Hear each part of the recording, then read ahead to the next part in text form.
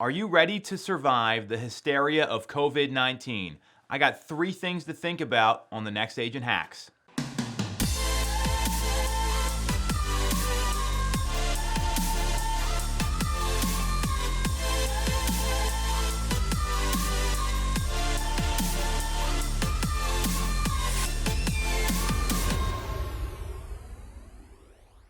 So if you've been watching the news, obviously very crazy time in our country right now, locally in the greater Philadelphia area, whatever market you're watching from, you're all going through the same thing, that COVID-19, the coronavirus, has been a very life-changing thing that's happened to our country. And what I know is that business is going to have to go on. Everyone's still got bills to pay. The mortgage companies didn't stop accepting payments. Your credit card company's not going to stop accepting payments from you until this blows over. Those things are going to continue to happen. So we have an obligation to ourselves, to our business, to our families to keep working and to find ways to help buyers and sellers. So there's really going to be 3 things I want to recommend to everyone here to survive the hysteria. And it's very tactical, so it's going to keep with the theme of the show.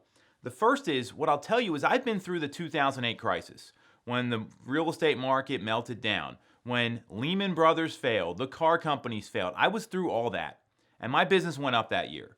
And the reason it did is because I showed up every day, I was ready to work, and I was getting on the phones, making more contacts, working to set appointments, and find people that are motivated. And that is the single way and the single identification point of a top producing agent is talking to the most people and setting the most appointments. Then obviously you got to work on your conversion, all that other stuff.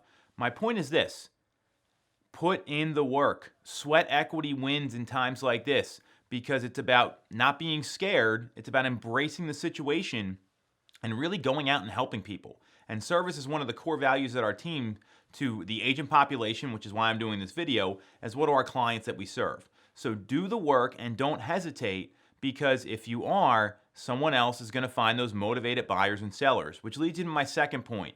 You've got to be asking the right questions now more than ever.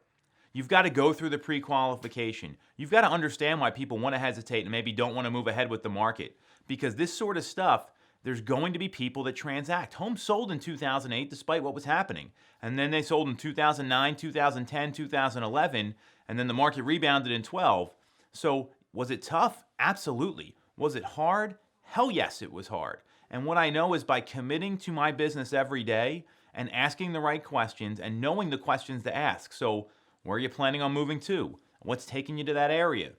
All those sort of things. You know the questions, and if you don't, send me a message. I'll help you with it. That's what you need to be doing with every one of your prospects. Don't take shortcuts. And number 3, you want to be safe. You want to take some precautions. So keep some hand sanitizer in your car. You're doing an open house, get some Clorox wipes or some Lysol. That stuff disinfects against the coronavirus. It's right on the label. And maybe wipe down the iPad that you're having everyone sign in on. Wipe down the pen, all that sort of stuff if you're doing old school sign-ins at an open house. Maybe wait till people are feeling okay and meet with them then. Just washing your hands and being safe is going to be a really smart thing to do. And obviously if you're sick, don't go out. That's a basic thing nobody should be doing. I say that at our team all the time before any of this happened because I don't want other people getting sick. So the point is, if you're asking the right questions, if you're putting in the work, and you're being safe and keeping your head in the game, your business is still going to flourish. So if you got any tactical questions about this topic, you know where to reach me. Send me a DM, ping me, whatever you need. I'm here to help, and we'll be back next week.